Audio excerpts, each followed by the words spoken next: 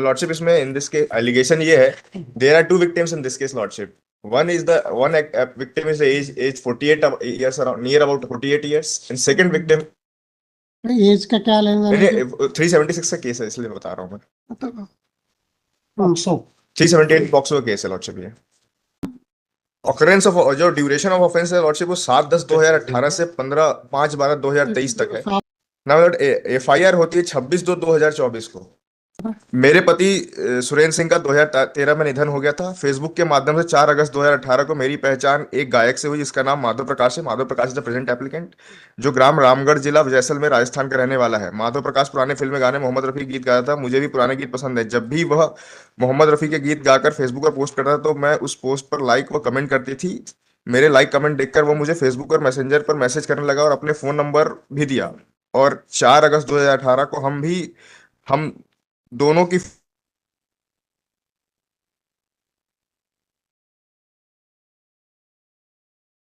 लगी।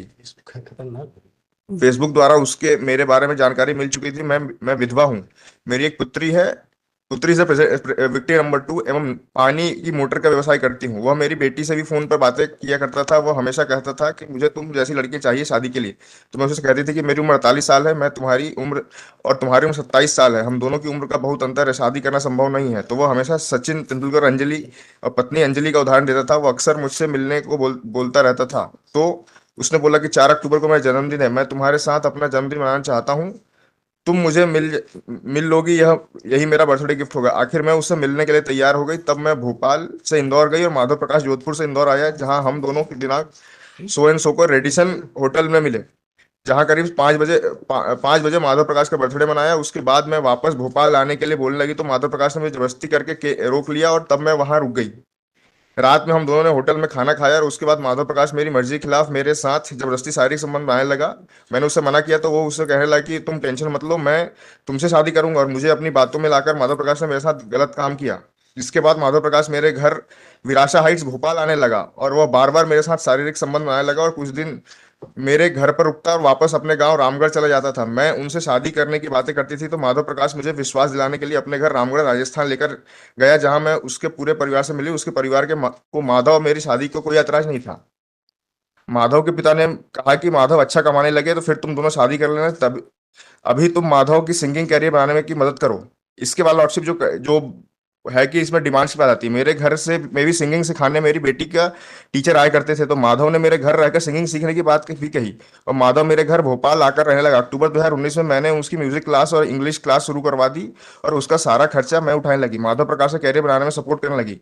इस बीच 2020 में माधव को जयपुर की एक म्यूजिकल क्लास का पता चला तो माधव ने मुझसे कहा कि म्यूजिक सीखने की इच्छा जताई और कहा कि भोपाल में मुझसे काम नहीं मिलता और राजस्थान में एक दो काम मिलते रहेंगे तो मेरी जयपुर रहने की व्यवस्था करवा दो। मैंने 2021 में माधव को जयपुर में क्लास ज्वाइन करवा दी थी और एक फ्लैट किराए पर दिलवा दिया था और हर महीने करीब 30-35 हजार रुपए, lordship this is relevant important lordship, 30-35 हजार रुपए कैश उसको देती थी। 2022 में उसे जयपुर में एक फ्लैट पसंद आया और उसको खरीदने का दबाव बनाने लगा। तो मैं शादी कर लूंगा तो किराए के घर में नहीं रखूंगा, अपन मिलकर घर खरीद लेते हैं। इस प्रकार माधव प्रकाश ने मुझे 10 लाख रुपए ले लिए लिए और रजिस्ट्री अपने नाम करवा ली और जब फ्लैट खरीद लिया तो घर गृहस्थी के सामान के लिए बोलने लगा और मैंने फ्रिज सोफा एसी जो घर के सामान थे वो भी खरीदे। उसका लॉर्डशिप जो विक्टिम नंबर 2 का लास्ट पोर्शन में भी आता है जो रिलेवेंट है।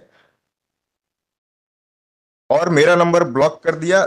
20 फरवरी 2024 मुझे पता चला कि उसने जयपुर में शादी कर ली है तो मैं बहुत शौक हो गई और रोने लगी। उसके बाद कल दिनांक 25/2/24 को मेरी बेटी ने मुझे बताया कि माधव प्रकाश मेरी बेटी के साथ भी गंदी हरकत करता था। मेरी बेटी से जबरदस्ती की सिगरेट और शराब पिलाता था और मेरी बेटी के हिप पर हाथ मारता था। This is the allegation lordship.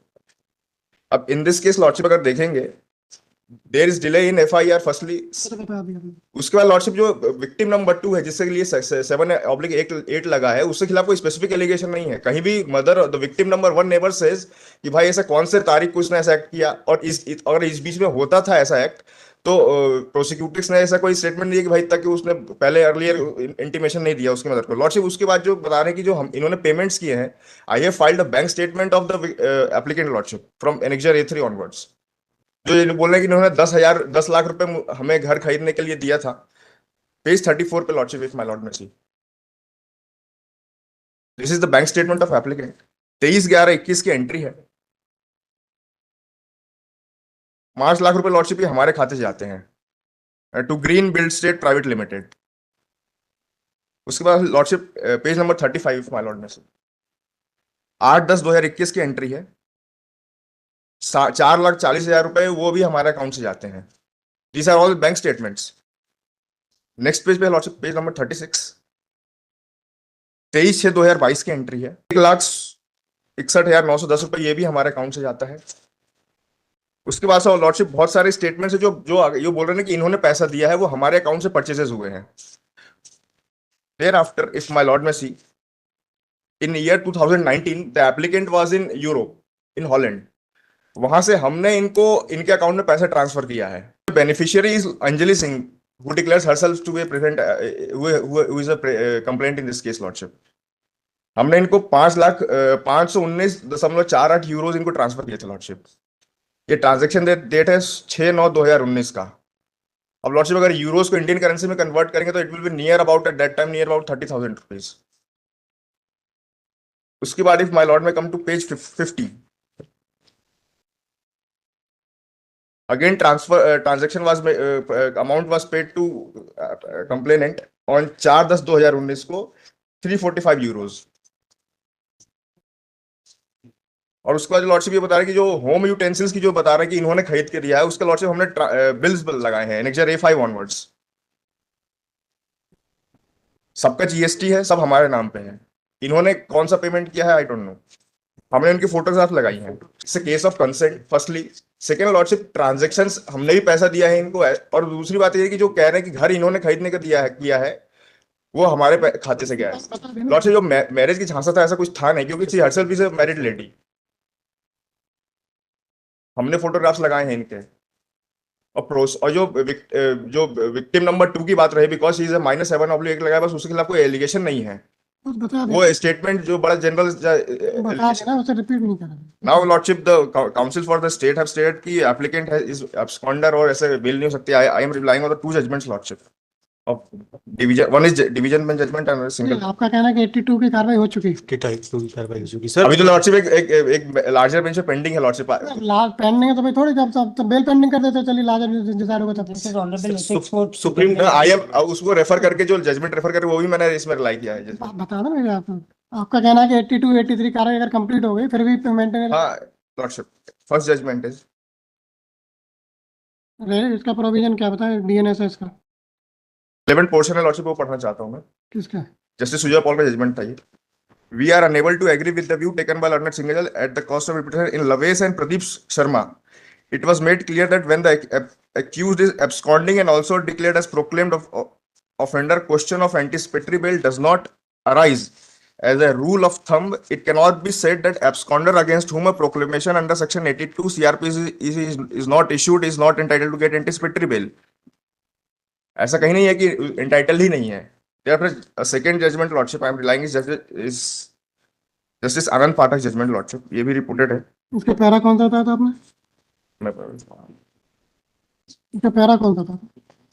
Para 21 page 11 of the judgment lordship. 16 सूत्र ना 16 page 11 of the judgment para 21 में लास्ट 4 लाइंस है वो रिलेवेंट है। The POCSO Act is also there, my lord. That under the pretext of marriage, my lord, this lady has been raped. As apart from this, my lord, this girl, my lord, the minor daughter, my lord, she was aged about 11 years at the relevant point of time. उस समय लड़की 11 वर्ष की थी sir. ये this is the photograph of applicant along with both the victims.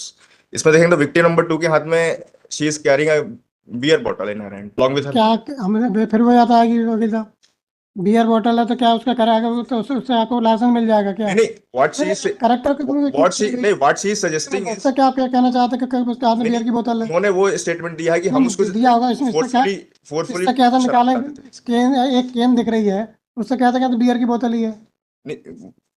अरे भाई केन दिख रही है उसमें कुछ नहीं लिखा ये केवल एक अगर बना हुआ है उसमें और फिर वो बियर की बोतल हो भी तो क्या उससे आपको कोई राइट मिल गया क्या? नहीं मैं ये नहीं कह रहा हूँ। मैं कह रहा हूँ कि वो इन्होंने स्टेटमेंट पिलाते थे मैं इस पे वो कर दे रहा हूँ भाई